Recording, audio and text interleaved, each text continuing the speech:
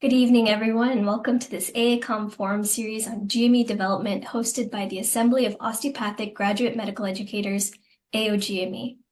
This session is on psychiatry program development. Before we get started, I'd like to review a few housekeeping notes. This webinar is being recorded, and the recording will be posted on the AACOM website shortly. All webinar participants are in listen-only mode. If you experience technical issues during the webinar, please use the chat feature and we will assist you. If you have any questions for our panelists during the webinar, please feel free to submit them through the Q&A feature at any time. And if time permits at the end of the webinar, our panelists will respond to your questions.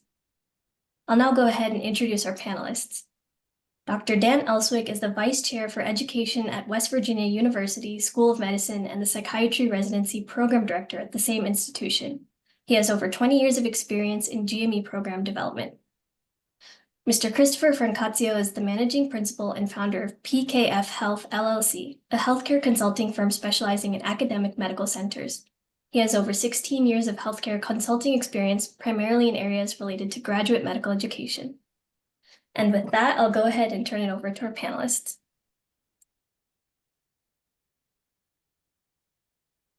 Can you hear me okay? Can hear you, Dan. And you can see my screen? Yes. Okay, well, it's nice meeting everyone. Chris and I are excited to meet with you today and talk about rural psychiatry residency expansion. For my own disclosures, I have no for-profit disclosures with myself or my spouse. I do need to mention that I do have an advisory role with HRSA regarding rural GME with a couple of their programs. I'm also the caucus chair for ADPERT, which is the training directors meeting, the organization for psychiatry. And I'm also on the psychiatry RC for the ACGME, which clearly those organizations are separate from my opinions that are rendered today. I am also a, dyed in the wool, born and bred West Virginian. And as you can see on the map, West Virginia is the only state in Appalachia in its entirety. And we are certainly a state that has a lot of rural needs and a lot of opportunities for growth and change. And, when we're working in virtual environments, we've kind of become a different person. Like I always say, I never wear a tie hardly at work. And so, but I barely wear a white coat too. So it's hard to say which is the real me sometimes, but I do, it's very nice meeting everyone, and hopefully we can spend a little time and learn a little bit about rural training and why it's important. And with that, we do want to talk about some program development and some of the evolution. Chris and I were talking before this, and one of the themes is if you've seen one rural program, you've seen one rural program. If you've seen one GME structure, you've seen one GME structure. If you've seen one sponsoring institution, you've seen one sponsoring institution. So those are things to keep in mind. We want to talk about some of the opportunities that have arisen, at least through the ACGME, and Chris is going to talk more extensively about some elements of funding and sustainability, which is really critical. And we will look at some barriers and opportunities as well. So this is my state. I want to talk a little about my story just for a minute, and why my skin in the game, why I do this is because West Virginia has the challenges that I think a lot of folks on this call are aware of. We're a state that disproportionately suffers from overdose and addiction. We have had improving statistics over the last few years, but we do lead the nation in overdose, and especially in the southern coal fields.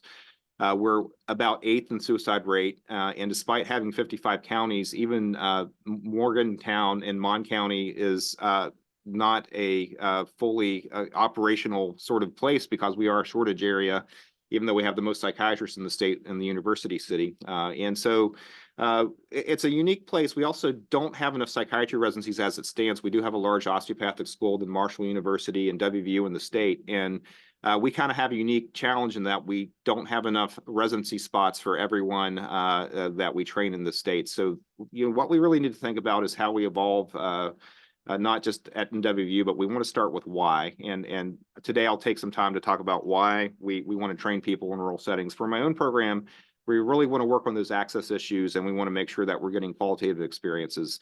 We will definitely talk about the how and the what, but let's start with why. So there is one number that I want you to remember in today's discussion, and that's 2%. 2% is a pretty low number, but that's what we look at, not just with psychiatry, but with every discipline. That's the amount of rural training that takes place in the U.S. There's a couple other, you see some slightly different numbers for this, but when you look in aggregate, even family medicine, which has the most representation of rural training, other primary care specialties, there's only about 2% of the graduate training is taking place in a non-urban location. To kind of look very big picture as to why, and this might be a little bit of the preaching to the choir, but one of the reasons it's important, it's a health hazard to live in a rural area. You know, people in rural areas flat out die at higher rates than those in urban areas. It's something that you can see. What's important with this graph, it's not only, it's always been the case, but that gulf is getting wider. And so that's something that we need to consider. And one of the reasons when we're saying, what's our purpose? What's our sense of why? There's a lot of maps that you can look at, but this is an important one. This is where you have not just psychiatry, but mental health shortage areas. And as you can see, a big chunk of the state is a shortage area. And there are places out west that aren't shortage areas just because they're actually not populated too. So when you look at the long view, a big chunk of this country does have a major mental health shortage area. When you look specifically at psychiatry, and again, don't worry so much about some of the details on this. I think I'll focus in here and just say, we have a major psychiatry workforce shortage. A lot of psychiatrists are aging out of their profession. You know, we have one of those specialties like family medicine where you look at the numbers of folks that are near or at retirement age, it's pretty high. And anywhere between 10,000 and almost 30,000 folks, depending on which metric you look at, by 2030 is the deficit we're looking at just for psychiatric providers. So again, I don't want to paint a grim sort of picture, but that's what we're facing as far as some of the shortage issues. And by no means is psychiatry immune to this. Primary care, surgical care, orthopedics, pretty much every specialty across the board. A lot of you should be familiar with the work of Case and Deaton and the so-called diseases of despair. And rural populations, again, a big sense of why, are definitely hit a little bit harder than the rest of the population regarding drug overdose, suicide, alcoholic liver disease, a lot of premature deaths. You know, that overdose situation continues to be worse and worse in our most vulnerable populations. And it would be naive to say that rural health workforce solves all of that. You know, we don't have time for it today, but it's a lot of this other stuff too. We've got to look at solutions for poverty, education, and employment. But the reality is you still have to have those providers that are doing that work and are working very downstream while we're looking at other upstream and midstream sort of solutions. And so this is my favorite map of all time. And why I like this, it's a few years old. It's almost 10 years old now. But it's why I think when I have a sense of purpose and a sense of why, you look at rural America and you look at this sort of correlation between overdose deaths and poverty. And the darkest purple areas are places like Appalachia, the Four Corners area, sort of the Ozarks and into Oklahoma, part of the Pacific Northwest, even Northern California. And you see that there's this correlation between things like overdose, and you could put almost any of those deaths of despair in there. And there's those darker colors are where you have some of that. But here's the good news, and I think what's really germane for today. If you overlay where the schools of osteopathic medicine are, they're very much in those areas. So there's a good opportunity. And I think, you know, we've done a good job looking at growth and expansion of the schools of osteopathic medicine for the undergraduate medical education sort of component. And, you know, this is now fertile ground to say, how can we have the biggest impact? And in some ways, you could really argue with the way this map overlays that the schools of osteopathic medicine are probably best positioned to really help impact some of these needs, especially for rural populations. In the background, don't worry about being able to read that. Those are the otherwise, things like the shortage, things like not having access for serious mental illness.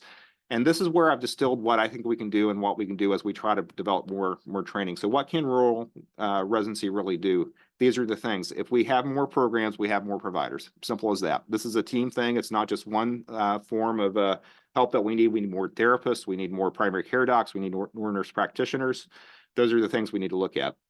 This also provides a lot more opportunities for collaborative care, which we know that that's a good model that's highly underutilized. We know that I'm an addictionologist and an internist as well as a psychiatrist, and we know that there's not enough of any of those services. But if we can integrate primary care and addiction services at the community level with these team-based care models, I think it becomes very important.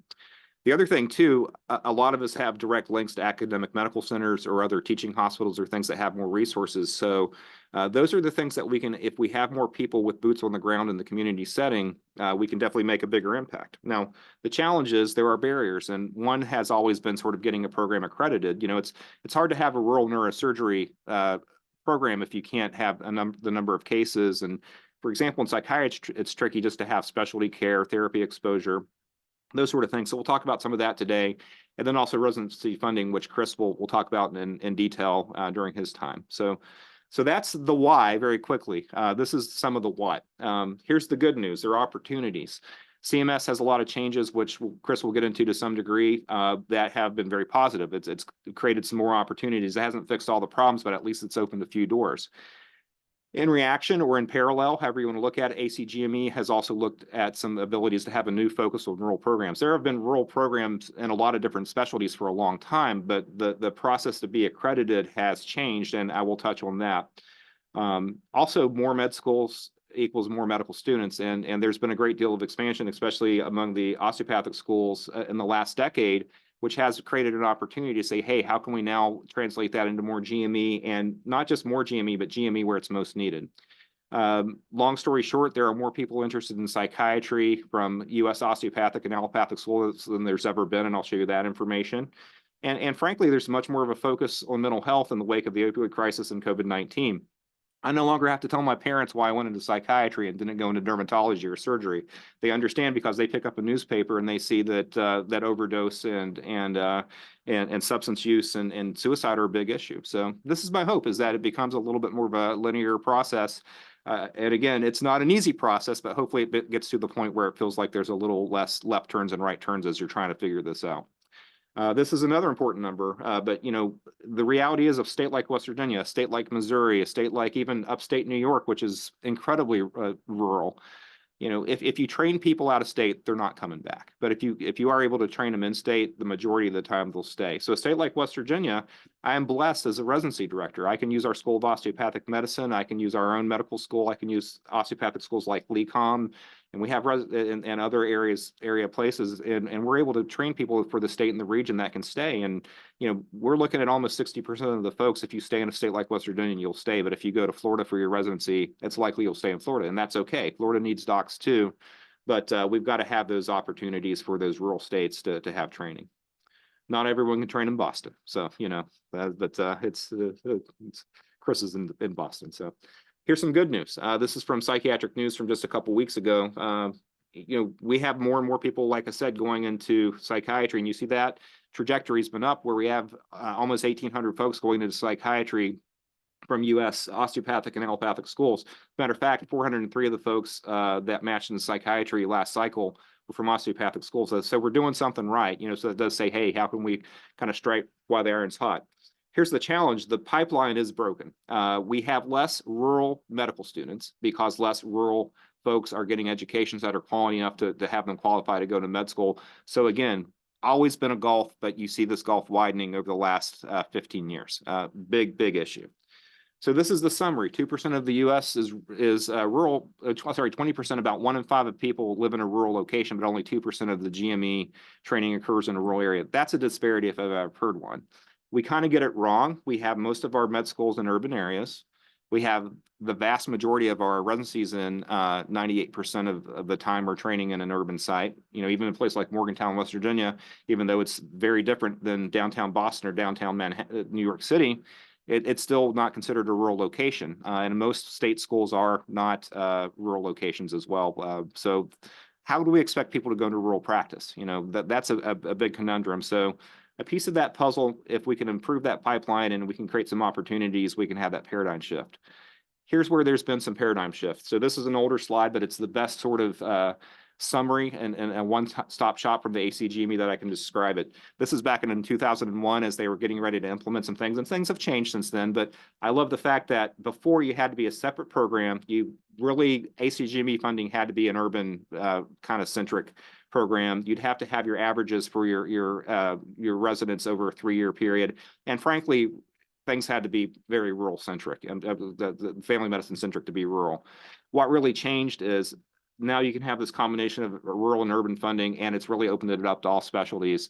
There was one question that we got ahead of time. There are currently 4 ACGME accredited rural track programs. There are many more that are not accredited, and that's okay. It's just mine happens to be one of the ones that has received rural track accreditation. So that's the big change that we've seen in the last really 2 years, is now it's really kind of open to all specialties beyond family medicine.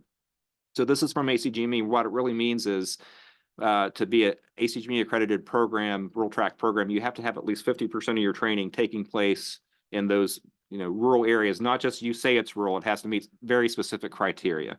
And again, I'll kind of gloss over this because Chris will look at it. But with this, that means you can also look at CMS funding.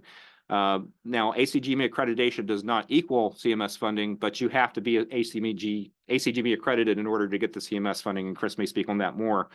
I'm in that process right now. We've got our ACGME rural track program accredited at West Virginia.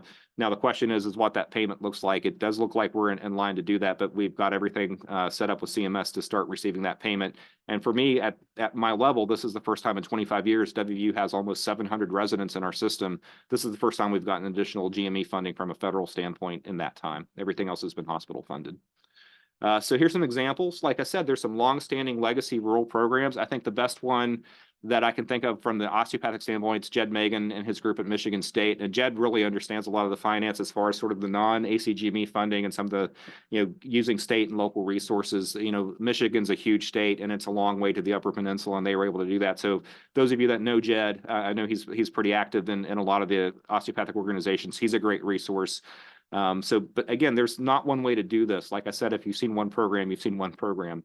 You can also have ACGME rural track designation within an existing program. That's like myself. That's what we've done here at WVU, where we've had a longstanding 50+ year residency, and we have an affiliated rural track, and I'll talk about it briefly. And you can also have a brand new program. It's like Quinnipiac, they started a new program at a new site up in Connecticut.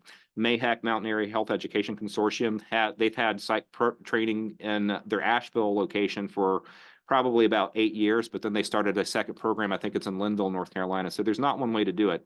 And like I said, there are currently 4 accredited ACGME programs. There's a lot more, I think, in the pipeline. And just remember, you can call yourself a rural program without that designation. And like I said, Michigan State, Iowa, lots of places that are not in this newer sort of configuration are very good places that provide rural training. But this is what I'll talk about a little bit in more detail because this is where it's sort of you take an academic center or a teaching hospital and then you add the additional place. So let's transition to the how. So this has been our approach at WVU. Pretty simple. You come up with the plan. You have your program development phase. You have an implementation phase, which we're kind of moving through and beyond, and then you measure your outcomes. Sounds simple, but you've got to kind of start pretty broad with this stuff because there are twists and turns. We were a HRSA grant recipient. It did finish up. We got a 1-year extension, so it finished up in 2023.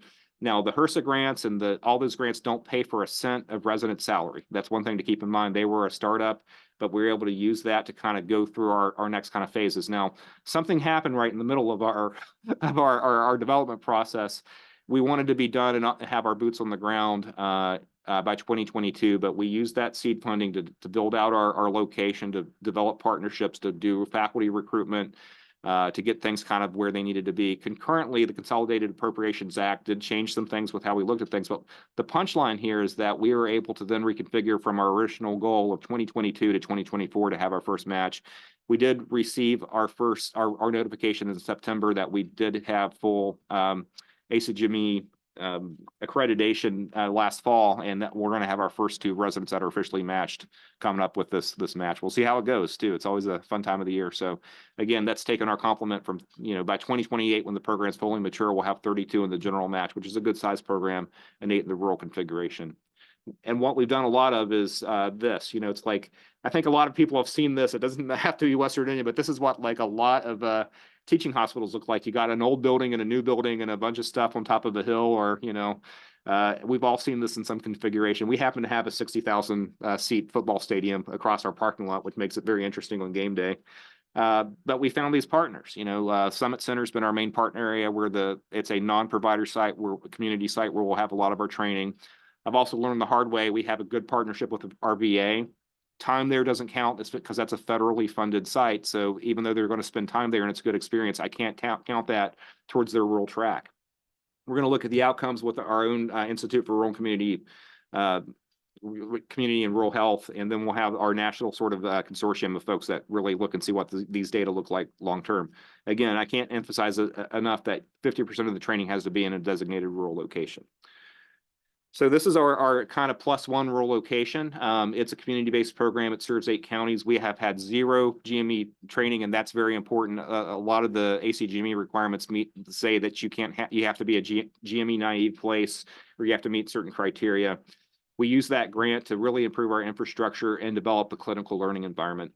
WVU Medicine has been able to bring to the game the EMR, the IT, the resources, the clinical expertise, the strategic planning, and really the system-wide support. This was a community mental health program that had, I think, a pretty basic EMR, and just having that and then teaching the folks on having it ready for prime time has been important. I know a lot of you have seen places that look like this after COVID. This is what the resident area looked like before. This is the after. This is what you got to do. You've got to say, this is where we need to be, but this is just an example where you got to build and kind of see a vision. It's hard to look at that and say that's a resident area, but you've got to have the things that the rural programs be as good, if not better, than what you have at the general training location. Some other program development barriers. Also, I'd like to cite Carl Chan, who's with the Medical College of Wisconsin Center. He was one of the also pioneers, and they have a great case study on starting rural residencies. Again, this is pre-ACGME funding days, but these are the other areas you got to be aware of. You got to know that you've got to have community and system support. You've got to have good rotations and didactics. We share a lot of didactics between the sites. If anything, COVID has helped show that we can actually do a lot of things in virtual spaces a lot more efficiently and effectively. My kind of one thing to remember for things like rotations and didactics, it doesn't have to be a one-way street. It can be the rural site working with the primary site. There's a lot of ways you can do it. It's very challenging because the landscape of healthcare changes on a day in and day out basis. You might start something, and it's like I said, it's been now a 5-year process for us. We were hoping it was going to be about a 3-year process as we built this.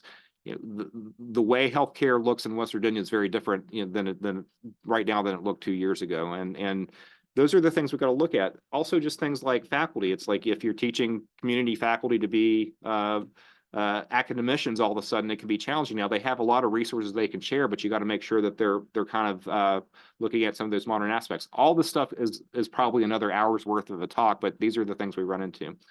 I wanted to include this because the good news is you don't have to do this by yourself. There's a lot of opportunities, and there's a lot of pioneers and folks that have kind of went before. Specifically, always look at the ACGME. They have a medically underserved areas and populations webpage, which is fantastic. That helps you understand some of this.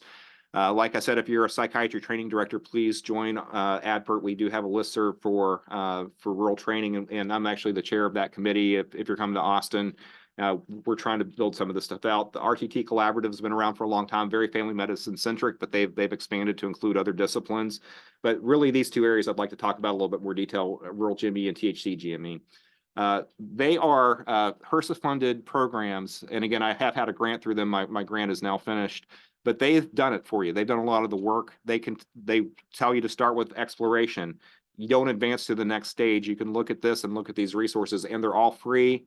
Even if you're not a grantee or someone that's received funding through them, all these materials are on the Rural GME and the Teaching Health Center GME web pages. And this is a lot of information, but a lot of it's right there, and it's very helpful. The thing that we get asked about a lot, though, is the finance, and that's why I'd like to transition to Chris now, who's going to talk about that area a little bit more detailed. That was a lot. That was a lot in 23 minutes. So Yeah, and I thought all the people in Boston spoke quickly, so you've kind of taught me something new today, Dan. But thank you very much, everyone. It's a pleasure to be here and an honor to co-present with Dan. What I'd like to do today is to go over some of the financing aspects of this. Dan covered a lot of things that I'll touch upon here as well. But what we're trying to do today is to kind of give you some of the players that could possibly come together in these rural training configurations. Really what I'd like to do today is just kind of give you a little bit of a GME funding overview to level set, not get too deep into the weeds. To talk about some of the hospital types and how that may impact funding. As Dan had identified in his slides, when you look at how much rural training there is and representation at that 2%, when you look at the rural hospitals that exist, a lot of them have some funding constraints with regards to being able to fully participate in GME. And when you look at those hospitals like Medicare Dependent, Soul Community, it really is a barrier to getting residents into these configurations of rural training tracks. Doesn't mean it's not sustainable or supportable, but it is a barrier, and it's something that hopefully we'd be able to address in the future. Just by disclosure as well, I do serve as a resource to the ruralgme.org and thcgme.org. And they do have outstanding resources there and outstanding people that are part of this. So if you're thinking of a journey for looking at this, there are a lot of resources to help with regards to kind of figuring all this out and putting some of this together. And we do serve as an advisor to them and work with a lot of different organizations that hold some grants. So that's how we kind of have an understanding of really looking under the hood of a lot of these different types of hospitals and programs. One thing I would say about psychiatry in particular, which becomes a bit of a nuance, is if you're in an inpatient psychiatric facility or a distinct part unit, depending on the beds, especially in a hospital unit, there's not explicit IME reimbursement. I'll explain what that means shortly. But there's this nuance of regulation and reimbursement that folks may not be aware of. And I just want you to kind of understand that. So we'll go through that briefly. Kind of a reimbursement and fund flow example, teaching health center partnerships. That's something where psychiatry is one of the approved programs under HRSA and THC. And then just some summary thoughts.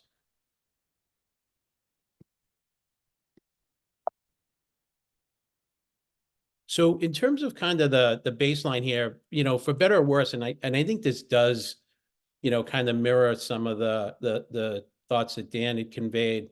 The majority of funding comes through Medicare. Over 71% of funding for all graduate medical education in and around that is through Medicare. And the majority of funding that is generated come predominantly from acute care, IPPS hospitals, traditional AMOs, traditional, hospitals and university-tied organizations that have a lot of residents and have a lot of patient population, not rural sites.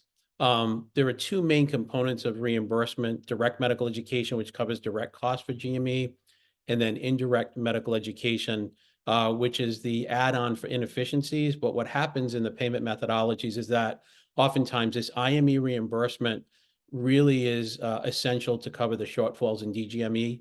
DGME is based on this per resident amount, which is set for each hospital. At the end of the day, hospitals net out $50,000, $60,000, maybe a little more if you're lucky. Call it in and around $50,000 of direct medical education reimbursement per resident. It's Medicare share of the costs, and it's based on this per resident amount. At the end of the day, the methodology does not come close to covering your full cost for residency training. Programs, the cost per program change and vary by type of program. Orthopedic surgeons get paid a lot more than family medicine physicians. So those programs tend to be more costly. But at the end of the day, the cost per program far exceed what somebody would receive for DGME reimbursement. So this IME is so important to many teaching hospitals. And that is what is predominantly used, not for inefficiencies necessarily, but to really cover the shortfalls for the direct medical education reimbursement that exist.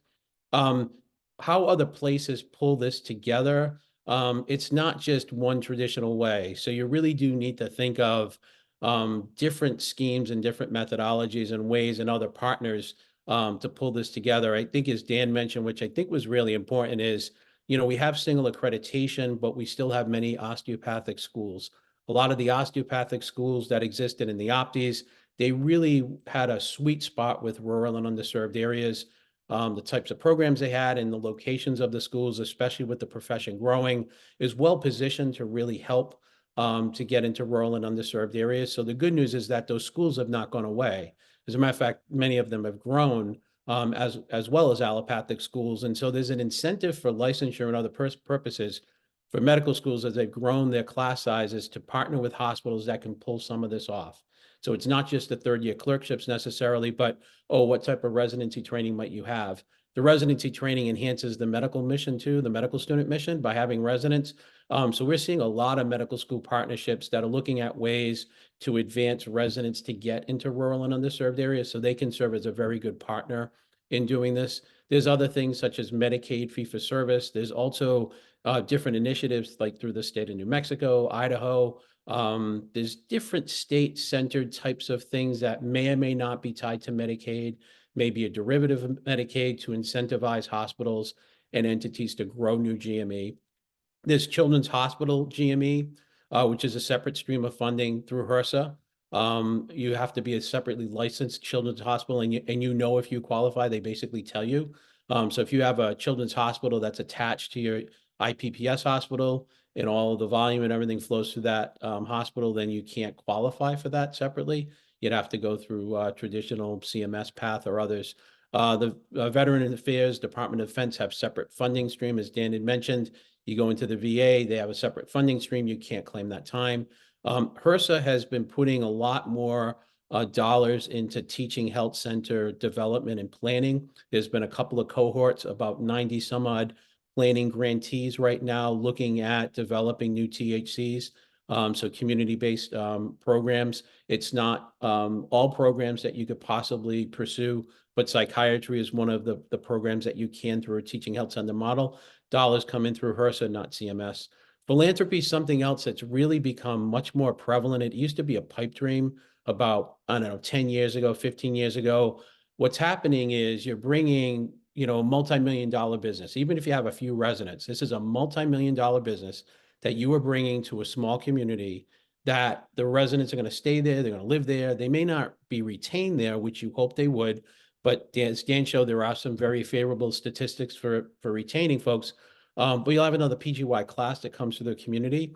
So folks are leveraging those. We've done presentations at GMECs, at hospital-based programs where they have the Department of Economics come into a meeting, and they'll run these numbers through their model, and they'll say, each resident represents $200,000 of economic stimulus to your community. That's not, small potatoes, especially in a small community. It doesn't mean that there's, a lot that you can generate from existing organizations, but if you work hard enough and if you have good foundations, if you partner with larger organizations, that's something that can be of significant help. So for example, we're working in California with Dignity. They have a great foundation and resources. They can take the lead in trying to generate philanthropic support for initiatives that might get residents into rural areas. So the point is that there's not just one way to do this. There's multiple ways. And what we would recommend is you kind of go through the checklist and figure out, well, how can I make this sustainable? How can I optimize allowable reimbursement? At the end of the day, collaboration is probably one of the biggest things that we find, especially in rural programs. It's very hard to go it alone. It's also very hard to be your own sponsoring institution, which is a necessary first step before you apply for programs.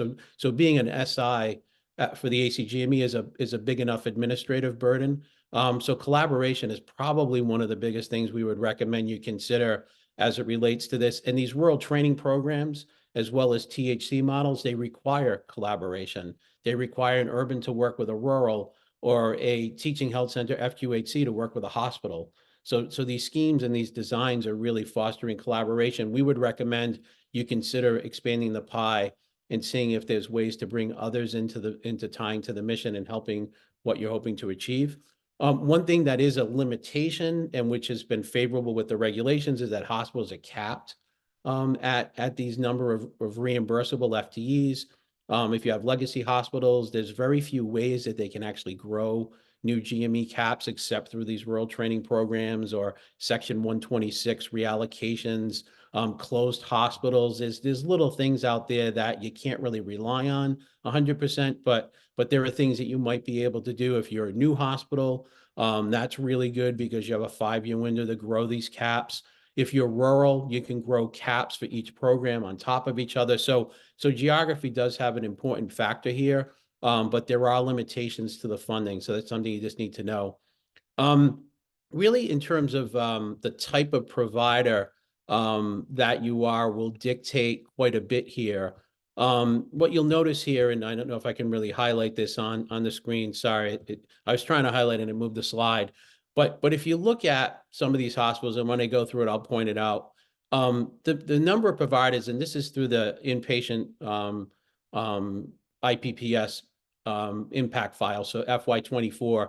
So this is a public use file that CMS uses to help influence payment policies and other types of statistical analyses. But when you look at that file for IPPS for 24, the vast majority of hospitals are inpatient prospective payment hospitals. The percent rural of these hospitals is 7%, at least geographically as they're listed on that file. So most of these are located in the urban areas, and these are the ones that tend to have the higher rates of reimbursement. If you look at a rural referral center, I'm not going to dwell on this too much, but there's this phenomenon where these massive hospitals in the most urban of areas have been seeking and receiving geographic reclassification to a rural area. I don't understand it. I mean, I do understand it, but I don't get the idea of it. The idea of it is I'm an urban hospital. I can receive this rural reclassification, and all of a sudden I can grow new IME. I'm treated as rural for IME. Or if I had a 1996 caps, those caps go up by 30% just by requesting this reclassification. There are other components to doing this reclassification, but the point is these urban hospitals still have a lot of advantages that the rural hospitals don't. And this rural reclassification is one aspect of that. It's really being able to add more allowable reimbursement into the mix for them. One thing that I would say, and I'll talk about the rural training programs and the constructs, but if you have a urban hospital that is the basis for your rural training program in a urban rural partnership, if one of those urban partners has this rural reclassification, it won't get the benefits of the rural GME, rural reimbursement, if the program is not new. So we'll have to meet Medicare's newness. You can't just expand a program with one of these urban hospitals that have rural reclassification because they're considered new, they're considered rural for IME. So just a nuance here for you to keep in mind, because there are two distinct paths through the ACGME. They actually have a really good webpage for permanent complement increase and brand new program. So if you have a rural reclass urban hospital, you're going to want to look at a brand new program as opposed to an expansion of existing. Indian Health Services, they do technically qualify for IME and DGME, but the process to actually get funding to them is not established. There's rate setting that's done through all the IHS facilities. And if you put GME on the cost report, you have to pull them out of that rate setting, which would wreak havoc on the process by which the Indian Health Service hospitals receive their rates for services. So though you can do it, the practicality is you're not. There is an initiative, and there are in the president's budget dollars to try to fix this. But you look at these Indian Health Service sites, and 72% of them are in rural areas. They'd be an awesome partner for a rural training program track. So the hospital is the issue. If they have a non-hospital location, that's a different story. But this is an issue that is becoming more prevalent, but it's hopefully going to be addressed at the federal level. Medicare-dependent hospitals, sole community hospitals, they have these nuanced reimbursement regulations or methodologies. Because they have some disadvantages, they do get some advantages on payments. They have what's called a hospital-specific rate. If their hospital-specific rate is higher than the federal rate, they get paid the higher rate, which is awesome. But when you throw GME in there, there's a certain amount of that rate that's considered to be part of IME. So as I mentioned earlier, hospitals really rely on that IME to offset the DGME. But a sole community hospital or Medicare dependent hospital, in many instances, when you run these numbers through them, even though so many of them are in rural areas, 78% Medicare dependent, 85% sole community, they might have some reimbursement methodologies that are disadvantaged to them. And it might limit the amount of reimbursement, and it puts into question the sustainability. We've worked on a couple of these projects where that sole community hospital or Medicare dependent hospital had to pull out because it was very difficult to sustain the program without full IME funding. So I just wanted to mention that this is a bit of a dilemma when you're looking at trying to get residents into rural and underserved areas. Who's your dance partner? When you look at the rural aspect of this and meeting the 50%, if it's a hospital that has some of these restrictions, it can be difficult. One thing I would say though is that you can treat non-hospital locations as claimable to an urban site or to another site. So a hospital is incurring the cost of the residents can actually claim the time when a resident goes to a non-hospital site. That will be applicable in some of the stuff I'm going to talk about here, but there are other funding streams. So besides those types of hospitals and the nuances of the payment, inpatient psych and rehab hospitals, they qualify for DGME reimbursement based on Medicare share. They have a PRA, but in lieu of IME reimbursement, they have what's called a teaching add-on payment based on this teaching add-on calculation. There's a cap for both DGME as well as this add-on payment factor. So that's something to keep in mind. If you're a legacy teaching hospital, the cap for that add-on factor was in November of 2004. If you've grown new GME subsequent to that, you develop your own teaching add-on cap, like you would for any new program over a 5-year window, and you have a DGME cap. I'll show you a slide here in terms of what that might mean at the end of the day for overall reimbursement, but it's a critical component because not only does it exist within the hospital itself, but also if you go into a IPPS hospital that has a distinct part unit that's subject to the inpatient psych payments, the payment teaching add-on factor methodology will also be in place as well. Critical access hospitals, this is something where we're finding they're almost like the golden child of rural partners, because at 2018, CMS basically went back to what it was before 2013, which is if it's a critical access hospital, you don't have to treat it as a hospital for payment purposes. The hospital doesn't have to go in and receive cost-based reimbursement. You can actually have that hospital be treated as if it's a non-hospital site. So if I'm an urban hospital and I have a rural critical access hospital partner, I get to claim all of the time in that hospital as long as I incur the cost of the residents. So critical access hospitals can only provide so much horsepower based on the size of the hospitals, but they really are critical, no pun intended, with regards to how they might be able to round out a deployment of residents and meeting that 50% rural. So that's something that's really important. I'll drop down below rural emergency hospitals. New category of hospitals can also be treated as a non-hospital location. There's not a lot of them out there right now, and there's parameters in terms of how you convert to one. But just so you know, critical access and rural emergency can be treated as a non-hospital site, which has favorable reimbursement implications. And then the VA hospitals have separate payment programs. They meticulously track the time of residence. They don't have reimbursement that approximates IPPS hospitals. So it is something's better than nothing, but partnering with a VA may result in some less reimbursement, although very needed.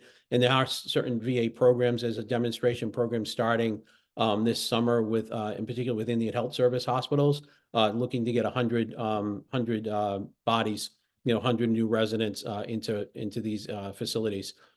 Children's Hospital GME has separate programs from HRSA. It comes out to about $80,000 of allowable reimbursement per resident. Again, if you're a children's hospital, there's 50 some odd of them. Teaching health centers, payments are through community-based, come from HRSA, not CMS. Psych, again, is one of the existing programs that are allowed. FQHCs and rural health clinics, not only can they qualify as a teaching health center, they can actually also receive direct GME funding. It's not a lot, though, and we don't find many places that actually do this because it's tied to Medicaid utilization. So I just want to let you know that it exists. In lieu of IME, there is what's called this teaching add-on factor, or teaching add-on payment for inpatient psych hospitals, as well as distinct part units within a hospital for psych. Rehab has the same concept, but it has a different methodology or a different formula, different factors run through the formula. So when you look at an inpatient psych hospital, the DGME and IME, if you qualify for DGME, IME is often 2 times the amount of DGME reimbursement when they're rotating in the IPPS section of the hospital, so the wards, consult liaison rotations, ED, things like that. You generate IME as well as DGME. When they go into that distinct part unit, you don't qualify and you can't claim the IME reimbursement, but you calculate a ratio of interns and residents to average daily census. And it tends to be less than IME, but you don't have a choice. You have to run it through this worksheet on your cost report, and you're basically limited to the smaller of the reimbursement. Some places do actually have favorable teaching add-on factor amounts, but it's not the norm. They tend to be less than the IME. So new GME programs can grow at inpatient facilities. The inpatient facility would have no IME whatsoever. It would just have a teaching add-on factor that you need to calculate. Generally what we find is that when you go into a scenario like this is just an illustrative example of 16 residents in a psych program. You have 8 residents rotating in to an IPPS hospital. You have 4 residents rotating into the clinic to do, say, their 3rd year of outpatient. And then you have 4 residents that rotate into that distinct part unit. Just to illustrate the amounts, just to, get your arms around this, the DGME nets out to about $50,000 per FTE claimed. IME is 100,000, and that inpatient psych or distinct part unit adjustment is only 30,000 per resident. So it's $70,000 less per resident. If you're in a hospital setting, you can generally pull this off. If you're in an inpatient psych hospital, 30,000 versus 100,000 is much more problematic because you're receiving less than $100,000 of allowable reimbursement per resident, and the cost per resident is, definitely north of $150,000. So my point is not to shy away from an inpatient psych hospital, but to know that embedding residents in those facilities, the payment methodologies need to be well understood and mapped out. But even in an inpatient hospital that has a distinct part unit, there is going to be a little bit of a haircut on the allowable reimbursement. And you just need to look at how you optimize allowable reimbursement when you look at partners. Acute care hospitals, going back to them, they can play a significant role and do play a significant role in both the rural training development and rural training planning or programs and tracks, as well as THCs. For rural training, there basically can be that first year of like a 1-2 track, or they can basically provide the urban piece that's necessary to have an RTP per Medicare. So you need urban. If it's not urban, if it's all rural, there's the rural provisions that give you more favorable regulations in general. So if you're all rural, you don't have to rely on the Medicare rules that give you a bit of a bump up. If I'm urban and I'm capped and I'm not one of the rural reclassifications, if there is greater than 50% of the training for the residents, all residents over the course of their 3 years, 4 years, et cetera, the urban hospital gets a rural training program cap for both IME and DGME. That's a big incentive for an urban hospital to participate. Again, if they have this rural reclass, it has to be a new program. It can't be an expansion of an existing program. If it's an expansion, then DGME can get the rural training program bump up, but IME would have to be a new program. For THCs, they can collaborate and really need to collaborate with a lot of different entities, in particular hospitals for inpatient rotations. Hospitals must claim more than 1.0 FTE. So there's a bit of a danger zone here. The Consolidated Appropriations Act had a number of provisions which helped hospitals that may have had some past GME noise. And one of the guardrails that exists right now is that if you train less than 1 FTE and you're a GME naive hospital, there's no issue, there's no impact to CAP or PRA or anything like that. If you start to claim more than 1 FTE, that could trigger adverse impacts. So key questions that you need to consider is, the hospital that you're partnering with, do they have caps? Do they have a PRA? If you send a resident from your program into one of these hospitals, can it trigger some adverse impacts? So that's something you really need to consider as you're thinking of pulling the partnerships together. And then if the hospital, is in a rural area and reclassification, how do you grow IME, DGME? These are some things that we really need to consider. So THC is a different funding stream. I don't have a lot of slides on this, but it's kind of a roll of the dice, if you will, in terms of future planning. Probably the biggest limitation on THC funding is funding uncertainty. Medicare funding for graduate medical education is mandatory, whereas the THC funding is discretionary. So if you go down the road of THC, again, something's better than nothing, and there may be many instances where community-based programs and partnerships may work very well, but they need to be carefully planned. The THC has to be an eligible entity in the eyes of the ACGME and HRSA. And what that means is you have to be your own sponsoring institution or part of a consortium. You can't dovetail on another teaching hospital. So you really need to plan the THC very carefully. It has different parameters, different funding streams. And then when you look at CMS hospital reimbursement, if you rotate a resident into a hospital for the required inpatient rotations from a THC, what might this mean to the hospital? And then are you having to negotiate with a hospital that may or may not be able to bring in funding from Medicare? And how does that cover any costs that you might have on your end? So there's a lot of different things that need to be well understood in these teaching health center relationships and initiatives. They can be done. There's several THCs that exist and thrive. It's just something that requires an awful lot of planning. And there's some danger things with regards to, inadvertent caps. And then also having to negotiate with a hospital partner that may not be as willing to send some money away as a THC.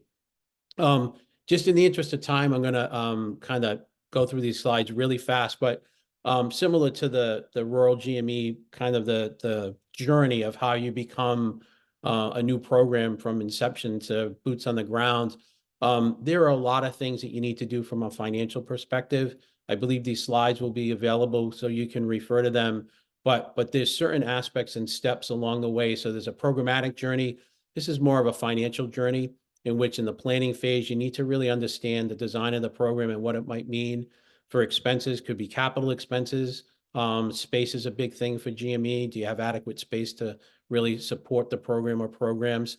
The review committee standards from the ACGME are very strict in terms of what you must do and should do. Should is a little more inflection, but if you must, you must. There's no way around it. You have to provide it. So there are some things that you really need to understand through the planning phases of this. The rural GME planning grants, the THC planning grants have been so important to organizations to figure this out, because it does take a lot of time. We oftentimes budget about $750,000 plus for a startup over 2 to 3 years. It does take a lot of effort to do these. They just don't happen overnight. And then when you get into the operations phase, it's a funds flow. How do you optimize allowable reimbursement? How do you mitigate risk? And what are some of the nuances deeper under the hood in terms of the regulations? Quick summary points. Any development of new psych requires careful evaluation. And you really need to kind of figure out who you can partner with. It might be that you don't have many options based on geographic proximity. Some places are close to rural areas, some aren't. We have to think of a 1-2 track, or separating the years and having residents live in areas or actually pay for housing. Mapping the curriculum really helps you with an assessment of the economics of this and overall sustainability. The other thing is that, there is a Section 126 process, couple more rounds of this. It's not something that I would say, oh, everyone qualifies. It's a nuanced type of thing for 1,000 slots. 600 slots have already been kind of put into the distribution, and 400 left to be distributed. Some have said that there's a couple of bills out in the House and Senate, Residency Reduction Shortage Act, 14,000 residents. Some have opined that, oh, this might be the same process if there are more residents. I can tell you, when we work nationally, COVID has decimated staffs.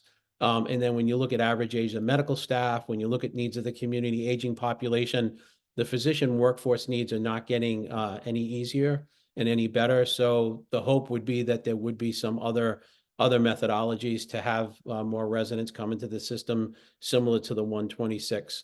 So that's it for now. I appreciate your bearing with us, and I wanted to make sure I left a little time here for Q&A.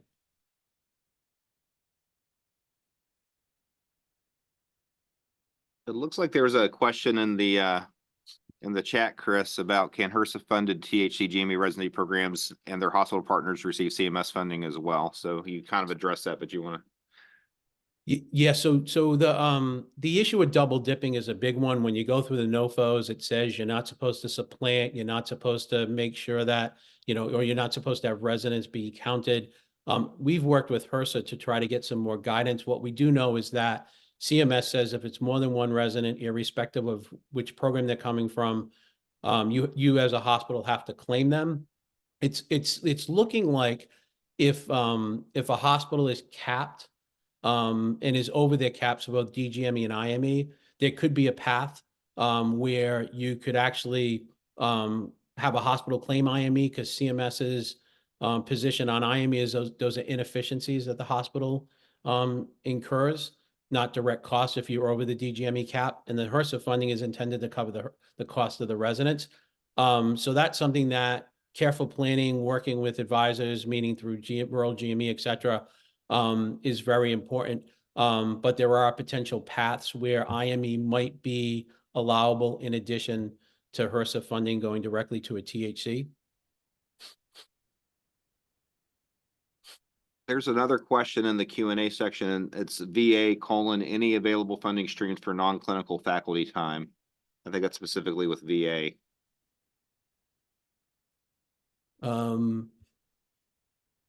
So non-clinical faculty time, from my understanding through the VA, is that that's what's accounted for in terms of what's paid for is the resident salary, benefits, teaching, non-billable teaching costs. And then the clinical side time is something that's handled separately depending on how the entity gets paid, whether it's through patient care, net patient service revenue, et cetera. So if you have a more specific question, a little more detailed, please feel free to reach out to us. Our contact or my contact info. And I think Dan's is on his presentation. Happy to take it offline. And if there's something that we can get into a little more detail for you, happy to do that.